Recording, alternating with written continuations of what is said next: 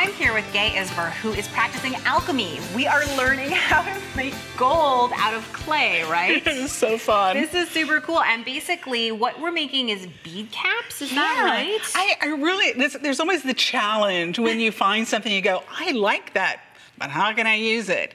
So coming up with interesting ideas on how to take, like for example, a globe, which these are just bought online. Looks like a giant marble. I know, and turning it into a piece of jewelry was really like my impetus for the first of these projects. Okay, so how do we get started? Yeah, so I just take, this is aluminum wire. You need something with a little bit of fortitude. This is 12 gauge, but it doesn't really matter what kind of wire you use. You can double it up because it will all be covered.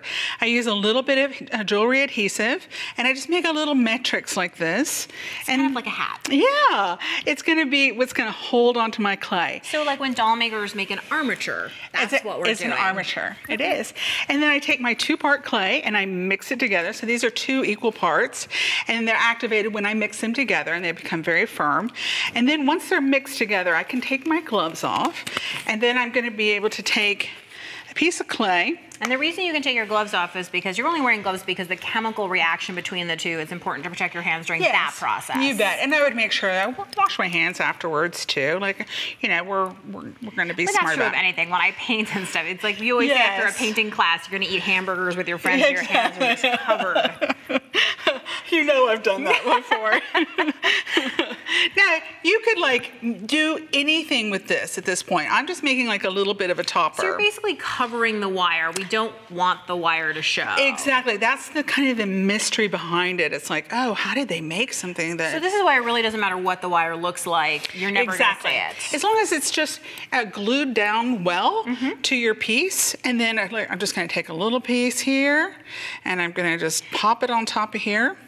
And again, we're just mushing it together because I like all these technical terms. They make me feel empowered to be able to do it all. Well, it kind of depends on your look.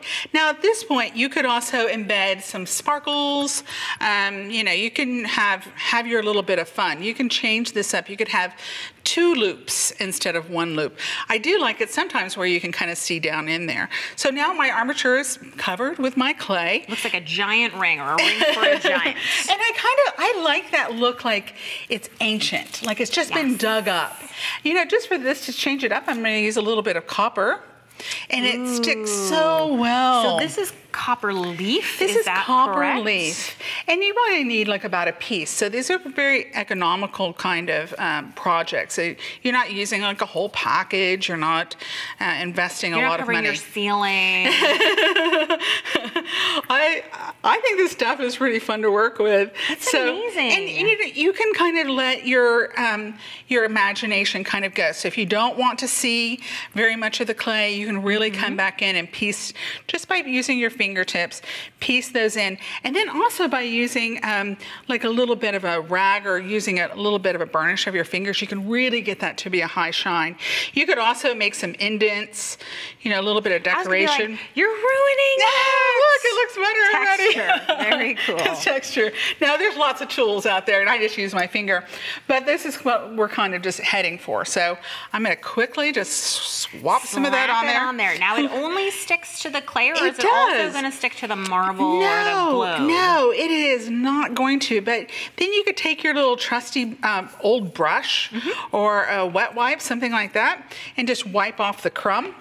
And then let it set for 24 hours. It'll be totally ready to go. Now, if I was going to be wearing this where like maybe it might get a lot of wear, I might finish it up with a little bit of a UV resin or maybe some gloss. This one would be totally finished. And see how it has a nice slick look to it. Yeah, it almost looks like there's nail polish or something over you can the definitely top. use nail polish too.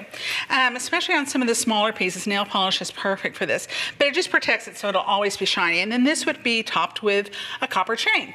And that would be finished. So that's like one project. And then I thought, but look at the little babies. I don't want to do an armature on that. So I thought, well, let's do something different. And this is such a good solution because I have lots of pretty like glass pieces and things like that that don't have a hole because they're not a bead. Exactly. And so this is how you're basically creating a hole so that you can string it, wear it. Exactly. So my sample is here with the balls of amethyst. They're just, you know, little balls. And so all I'm doing is just creating 2 little balls of the now, clay. I have a purposefulness question. Yes. So obviously your hands have copper foil on them and Yes. it's transferring into the clay. So basically it's like it's pre-foiled for you. I Is that love on it. purpose or by accident? You can do it both ways because now I can still add more copper and that's fine. Then I also take a little jump ring. I make sure that the opening of the jump ring is what's going to be put inside because I don't want that opening to be open to, you know. And this is going to be permanent when it dries. It's going to be permanent. It is stuck in there like it's good. So I'm going to do that, see? Now you could stop there. You know, for the bottom of the sample piece over there, I didn't do a bead cap on the bottom, but this one I will. And then I'm just going to put that in there. This is so smart. I'm even thinking like pottery shards or stones. know. You don't have to make those cages. You can just go ahead and just put a little bit of clay on the ends. A little hat. Yeah. A little topper. I love the way that bead caps look, but traditionally you've always had to use a bead cap with a bead that had a hole. Yes, so this definitely solves all of those issues.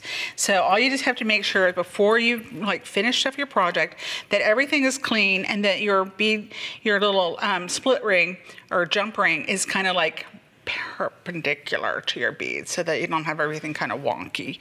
And besides that, I would take a little bit of a wet wipe or my brush and just wipe that off. Clean it up. Clean it up, yeah. Now, do you save like the little dust in your home, or do you just say that's like my vacuum? Well, it's like it's so gold you in my have vacuum. the fanciest vacuum. So yeah, so this is basically how you would do that, and you set it aside and let it rest for like 24 hours. Cool. It's ready to go. Do you have to worry about it resting on one side? Like, is the clay going to flatten or anything like that? Every once in a while, because it's kind of on its own right there. Right. This one is fine. But if I was going to be worried about that, I would come in at about an hour afterwards and make sure I varnished it and kind of make sure I've smoothed out any of those flat spaces. Cool. So I love that. And then let me show you also how you can do like the bead cap on top of a pretty pearl. Like that's beautiful. I know. And a classic combination. Like ready to go. It is. I'm thinking earrings. Now, here's my question. Was that a circular bead, or is it the same as this where it's an oblong bead? This was just a ball. That was just a ball. But then we could take our teardrop beads like this. Now, and those do have a hole in them. And they do have a hole. Now, all I've done is cut a piece of wire. This is probably like a 20 gauge wire. Made a little loop at the end.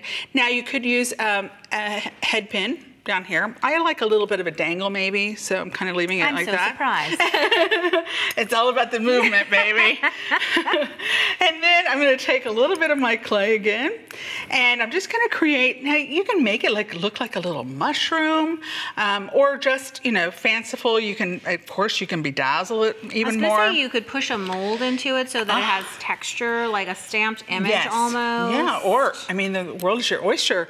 You could put letters in there. You could put anything. I once read a tip that said take a rock from your driveway and use it as a texture tool to press against clay. That's so sweet too. Well, of course, anything that you can use just to add a little bit of texture or create this little masterpiece here just by using your fingers. And look how it just kind of dresses up, you know, a very simple, it does. A little simple necklace. This is amazing. It seems really easy and doable. I feel like I'm going to go out and bling and bead cap everything. Thank you.